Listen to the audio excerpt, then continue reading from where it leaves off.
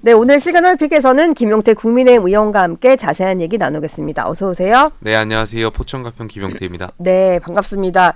국감 마무리하시느라고 고생하셨을 것 같은데 오늘 보니까 한동훈 대표가 취임 100일을 맞이하는 날이더라고요. 잠시 뒤 기자회견을 예정하고 있는데 알려지기로는 강강 양약이라는 보수의 새 브랜드를 발표할 거다. 이런 얘기가 있어요. 이게 강자에게는 강하고 약자에게는 약하고 이런 얘기인 것 같은데 이 보수 브랜드로 강강 양약 잡은 거 좀 잘 잡았다는 생각이 드시나요? 저도 그 관련해서 언론 기사를 통해서 좀 접했고요. 네. 아무래도 저희가 가장 중요한 것은 이제 공공선을 지키는 것이잖아요. 한동훈 대표도 여기에 많은 공감이 있는 것 같고 당연히 사회적 책임을 다하는 거에 있어서 좀 메시지를 내시지 않을까 생각되고 그 언론 기사를 제가 보다 보니까 이제 이재명 대표가 말했던 억강부약하고 네. 또 대비되는 또 그런 억강부약 네. 말씀도 있었던 것 같고요. 다만 이제 대표께서 또 이제 메시지를 내실 때 전 통합의 리더십도 좀 말씀해 주셨으면 좋겠다는 생각이 있어요. 지금 네. 사회 전체적으로 많이 분열돼 왔잖아요. 그리고 당 내에서도 이제 당정 갈등이라든지 이런 거에 많은 당원들도 국민들이 피곤해 하시니까 좀 통합의 메시지도 같이 내주시면 좋지 않을까 생각이 듭니다.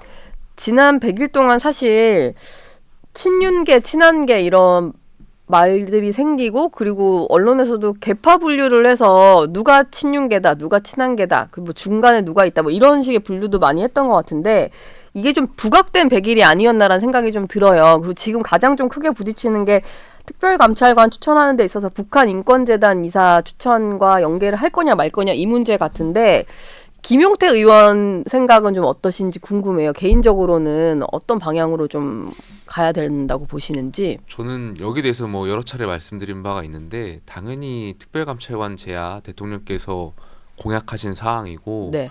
또 지금 여사와 관련돼서 여러 가지 국민적인 의혹이 있는 상황에서 특별감찰관제는 궁극적으로 저희가 당연히 설치해야 되는 자리라고 생각되고요. 다만 지금 불거진 일련의 갈등 상황들은 좀 피해야 되지 않았나 생각이 들어요. 무슨 말씀이냐면 여당이잖아요. 많은 네. 국민들이 여당이라고 하면 안정적이고 책임 있는 정당이 원하실 거라고 생각이 들어요. 그러면 이것을 먼저 당에서 또 어떤 의원들과 의견 조율 없이 네. 발표하기보다는 대통령실하고 좀 사전 조율하고 나서 대통령실에서 먼저 입장을 발표하게끔 만들었으면 가장 최선의 방법이지 않았을까에 대한 생각이 있고요. 물론 이렇게 말씀하시면 그동안 사전 조율을 해왔는데 잘 되지 않다 보니 오죽하면 이렇게 하겠냐라고 반문하시는 분들도 계시겠는데 네.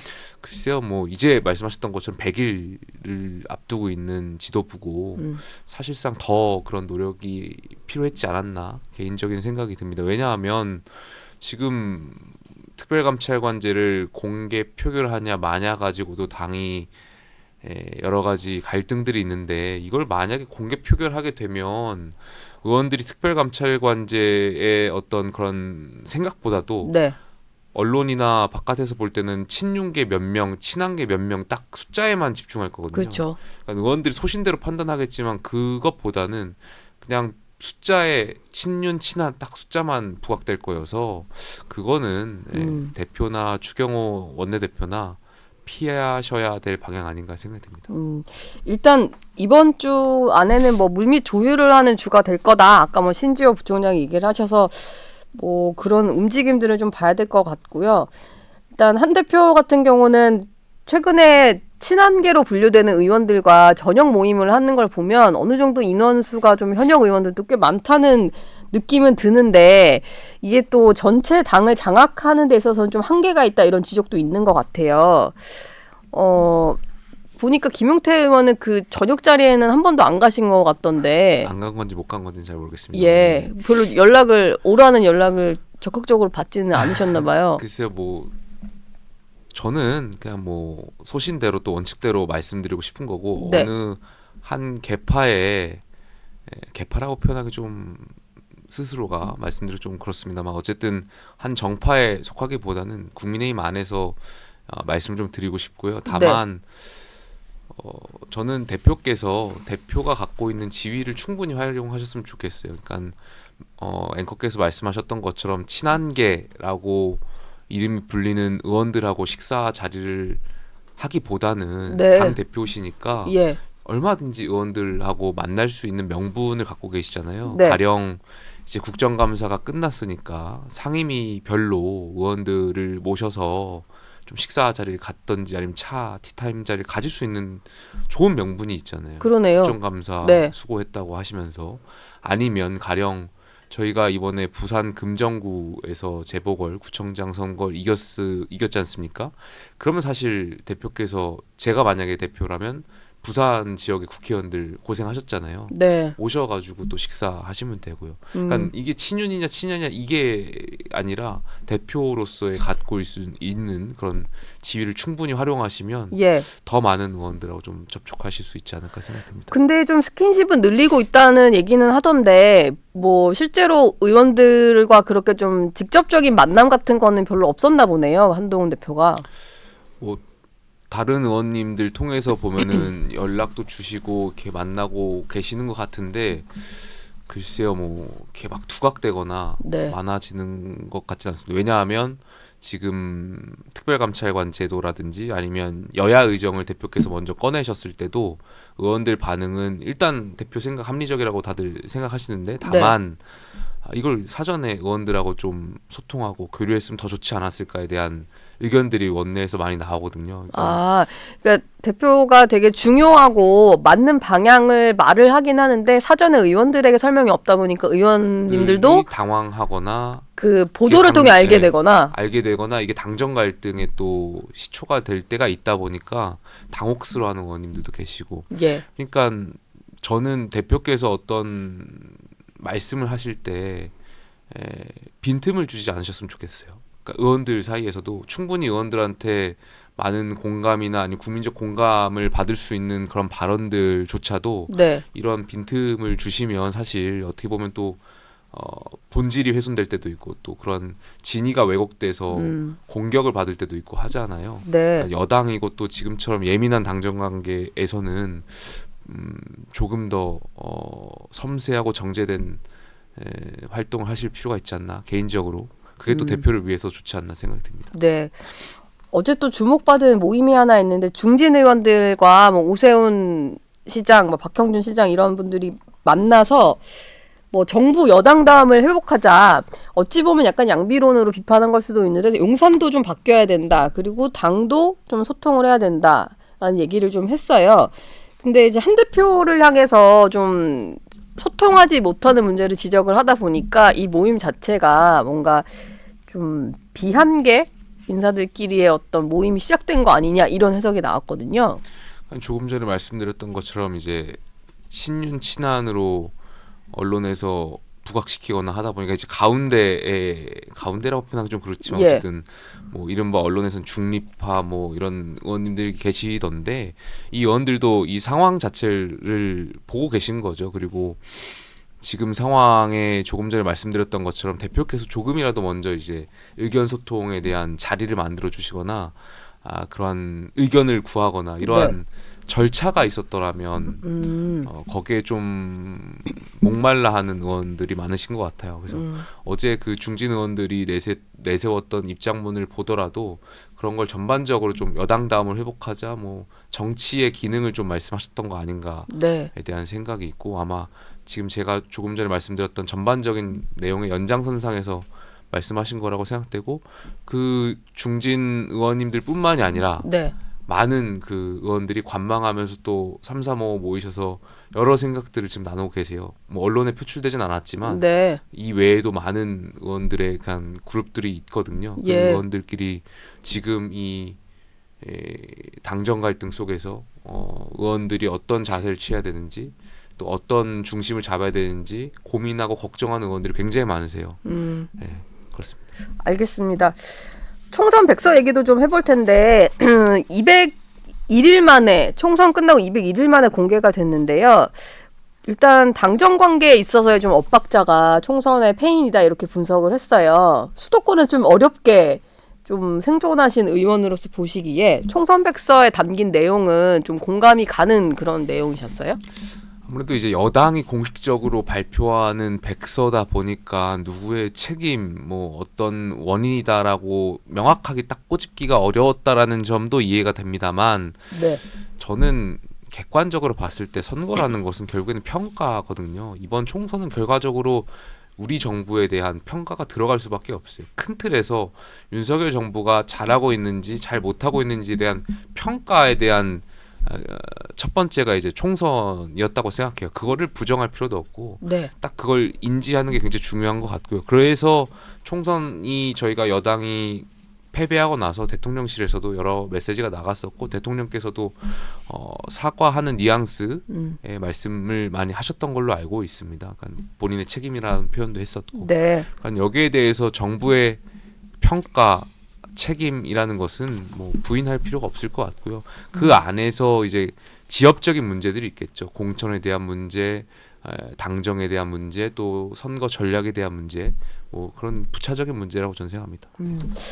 알겠습니다. 어제 대통령은 국무회의를 열어서 일단 4대 개혁의 어떤 속도전을 강조를 했는데 특히 뭐 회의만 할 게 아니고 대통령령으로 바꿀 수 있는 것은 빨리 바꿔라 이렇게 지시를 한 것 같아요. 이게 아마 임기 반환점을 도는 시점에서 약간 조급함 아니면 위기의식 이게 좀 깔려 있는 것 같은데 이걸 좀 비판하는 사람들도 있긴 있더라고요. 뭔가 이제 국민들의 어떤 민심이랑 좀 괴리돼서 또 개혁 드라이브만 걸고 있다 이런 비판도 있던데 어제 이 얘기는 좀 어떻게 들으셨나요?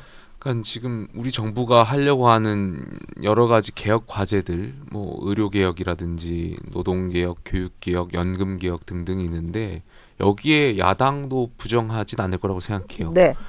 여야가 결국엔 방향은 다 비슷하고 공감하실 거라고 생각되는데 다만 각각의 개혁 과제들이 여러 곳에서 갈등을 지금 야기하고 있는 거 아니겠습니까? 뭐 의료 개혁만 하더라도 그렇고요.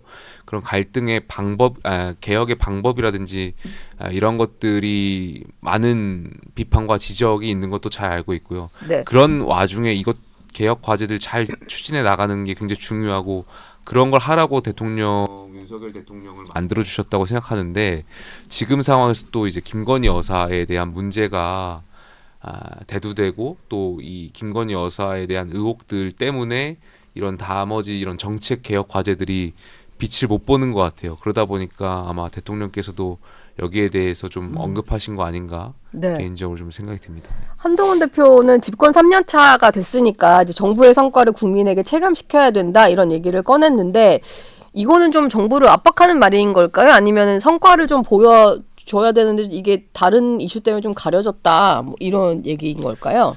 글쎄요, 압박은 아니지 않을까? 왜냐하면 윤석열 정부의 초대 법무부 장관이 그러네요. 상당한 기간 대표셨고 우리 예. 정부의 상당한 많은 그런 잘하든 잘 못하든 그런 책임에 대한 같이 가는 분이시기 때문에 네. 그걸 뭐 정부를 압박한다라고 생각하진 않고요. 예. 다만 조금 전에 말씀드렸던 것처럼 우리 정부가 선의로 잘 하려고 하는 그런 개혁 과제들이 성과를 내지 못하는 부분도 있고 물론 성과를 내는 부분도 있고요. 이것이 이제 관심과 주목을 받지 못하다 보니까 거기에 대한 아쉬움의 표현 아닐까 생각이 들고 정말 잘했으면 좋겠다는 선의의 표현이지 않을까 저는 그렇게 생각했습니다. 지금 그 한 대표가 지난주네요. 지난 21일에 대통령실에 가서 이제 윤 대통령과 면담을 했는데 여기서 했던 얘기가 좀 뒤늦게 알려진 게 있습니다. 윤 대통령에게 보수 유튜버가 나를 공격하고 있다. 이러면 안 되지 않느냐라고 했다는 보도가 나왔는데요. 뭐 이게 만약에 사실이라면은 왜 굳이 이런 얘기를 꺼낸 걸까요? 뭐 대통령이 보수 유튜버를 뭐 이렇게 사주한 사람도 아닐 텐데 굳이 대통령에게 그런 말을 한 이유가 좀 있을까요? 뭐 여러 가지 추측들이 있을 텐데 이제 아무래도 그러한 유튜버 분들이 연결고리를 통해서 이제 많은 정보 같은 것들을 받는다라는 뭐 이야기들도 있고 하다 보니까 아쉬움의 표현이시지 않았을까에 대한 생각이 있어요. 네, 예, 어떻게 보면은 대표 본인은 당정을 위한다라고 말씀들 내놓는다고 하시지만 그것이 때로는 정말 정권을 위한 그런 메시지냐 혹은 그런 것이 아니라 차기 대권을 염두에 둔 메시지 아니냐 이런 비판들도 있는 것도 사실이다 보니까 아마 거기에 대한 좀 아쉬움의 표현이지 않을까에 대한 생각이 있고 예. 글쎄요 뭐 저도 이걸 왜 대통령한테 예. 말씀드렸는지는 저도 왜 대통령에게 할 말인가 이런 생각이 잘 좀 들긴 모르겠습니다. 하는데 예. 지금 친윤계에서는 대통령실에 좀 여러 가지 그 해법을 전달하고 있다 이런 보도들이 나오고 있습니다. 이제 친한계가 이제 공개적으로 하는 것 외에도 친윤계 내부에서도 이대로는 안 된다는 인식이 좀 강하다 이게 알려지고 있는데 뭐 그러다 보니까 여러 가지 뭐 김 여사의 사과도 뭐 서면이든 뭐든 입장 표명도 전달이 되는 걸로 전해지거든요. 지금 당내에서 여론이 좀 어떤지 궁금한데 뭐 그냥 제2부속실 설치하고 활동을 지금처럼 최소한의 것만 하고 이러면은 그냥 된다고 보시는지 아니면 좀 설명이나 입장 표명 이런 거 좀 필요할까요? 당연히 지금 상황에서는 대통령의 지지율이 낮은 배경 중에 높은 이유로 차지하는 것이 이제 여사와 관련된 문제가 있는 것이 여러 여론조사 결과로 나오고 있는 거 아니겠습니까? 네. 그리고 많은 의원들도 아마 지역구에 내려가시면 그러한 상황들을 체감하실 거라고 생각해요. 지역과 예. 상관없이. 네. 저는 가장 좋은 방법은 솔직함이라고 생각해요. 많은 국민들은 여사의 입으로 여사가 일련의 과정에 대해서 솔직히 듣고 싶어 하실 것 같아요. 가령 명품백 의혹과 관련해서 네. 이것이 이제 법적 판단 다 끝난 거 아니겠습니까? 그렇다면 왜 그 자리에서 여사가 이제 명품백을 받게 되는 그 과정에 대해서 당시 심정이 어땠었고 이것을 그럴 수밖에 없었던 그 과정들을 솔직하게 국민들한테 설명하는 자리가 필요하지 않을까에 대한 생각이 있고요. 도이치모터스 건도 그렇게 생각합니다. 뭐 물론 이건 여기에 대해서 뭐 여러 가지 뭐 주장들이 있는 걸로 알고 있고 역시 법적 판단이 끝났기 때문에 여기에 대해서도 여사가 좀 솔직한 그런 표현이 필요하지 않나. 네. 저는 지금 상황에서 솔직한 것이 가장 최선이라고 생각합니다. 그리고 명태균 씨 의혹이라든지 아니면 김대남 씨 뭐 이런 여러 가지 어떤 대통령실과 또 주변 인물들에 대한 여사와 연결된 그런 이야기들이 있잖아요. 네. 많은 국민들이 궁금해하잖아요. 왜 여사는 대통령 취임 이후에도 그 밖에 분들하고 개인적으로 소통을 했을까에 대한 궁금함도 있는 그러니까 거고. 왜 저렇게 많은 사람들과 전화 연결을 하고 뭐 연락을 주고 받았을까 이게 너무 궁금한 거죠. 그리고 이것이 어디까지, 그러니까 혹시 뭐 여러 가지 뭐 의혹들이 계속 있는 거잖아요. 국민들 너무 궁금해하신 거고 여기에 대해서는 여사께서 솔직하게 국민들께 입장을 말씀 주시는 것이 뭐 그게 다 해결된다라고 생각하지 않습니다. 최소한 우리 정부가 국민들한테 보이는 최소한의 도리에서 시작한다라고 그것이 시작이라고 저는 생각합니다.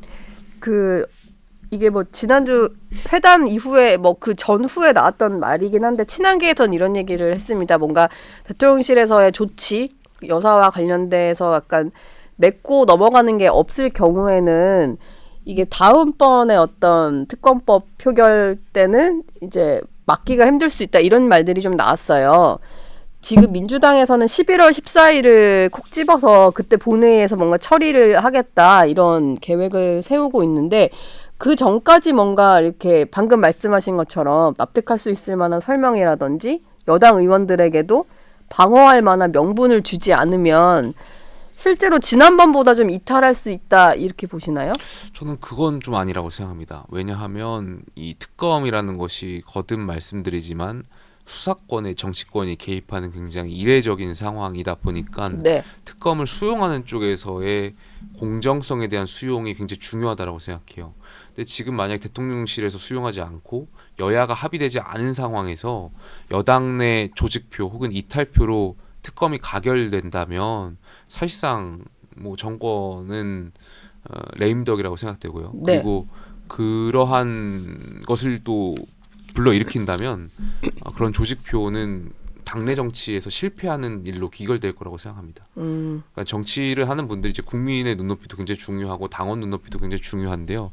과거에 저희가 여러 이런 아픔들을 겪어 왔었잖아요. 근데 여야 간에 합의가 되지 않는 상황에서의 이탈표로의 가결은 있을 수 없을 거라고 생각합니다. 이게 약간 이제 대통령실 차원에서의 좀 뭐 추가적인 설명 이런 거와는 별개로 민주당이 만든 특검법 자체가 이제 독소 조항이 해소가 하나도 안 됐기 때문에 여당 의원들이 보시는 시각은 좀 다른 거군요. 위헌적인 요소도 있고 네. 지금 특검에 뭐 13가지 의혹인가 굉장히 많은 게 담겨 있었잖아요. 역대 어느 특검도 이렇게 많은 의혹을 다루지도 않았고 다룰 수도 없고 야당이 지금 하는 행태들은 실질적으로 특검을 통과시키려고 하는 의도보다는 계속해서 여론몰이 하려고 하는 정쟁의 씨앗을 불러일으키려고 하는 의도가 다분하다라고 생각이 들고요. 네. 아까 조금 전에 이제 여사에 대한 문제가 나와서 다시 한번 조금 더 보충 설명드리면 저는 솔직한 마음을 설명하는 동시에 앞으로 여사께서의 활동에 대한 기준도 같이 말씀해 주시면 좋을 것 같아요. 그러니까 예를 들면은 대통령에 대한 외교 같이 의전 외교 같은 거 있지 않습니까? 그런 것들에 뭐 집중하시겠다라든지 아니면 본인께서 관심 사항들이 있잖아요. 뭐 환경에 대한 문제라든지 아니면 이제 반려견에 대한 문제라든지 뭐 네. 이런 여사께서 그동안 관심 가져왔던 사항들이 있으면 이러한 분야에 대해서 좀 공개적인 행보를 하겠다. 뭐 이 정도의 기준을 같이 말씀해 주시면 국민들도 어느 정도 납득하실 수 있지 않을까 생각이 듭니다.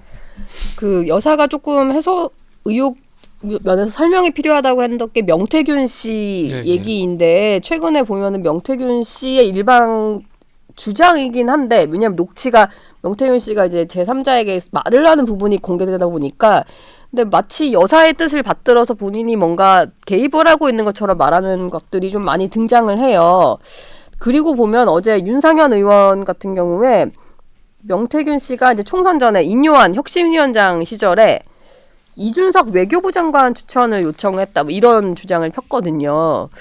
이게 얼마 전까지도 계속 여권 인사들에게 접촉을 해서 여러 가지 요청을 했던 인사다 이런 생각이 좀 들고 근데 예전에 보면 이제 천하용인으로 같이 다니셨으니까 확실히 명태균 씨와 이준석 의원은 친분이 좀 계속 이어져 오는 관계인 것 같기는 해서 김용태 의원은 이 명태균 씨에 대해 좀 들어보시거나 그런 적이 없으신가요? 저는 존재에 대해서는 알고는 있었고 네. 그리고 실질적으로 한 오며 가며 인사를 몇 번 했던 분으로만 기억하고 있습니다. 뭐 제가 그분하고 직접적인 관계가 있었던 건 아니지만 네. 뭐 정치권에 있다 보면 뭐 이렇게 지나가면서 인사하고 그분의 존재는 알고 있었던 것 같고요.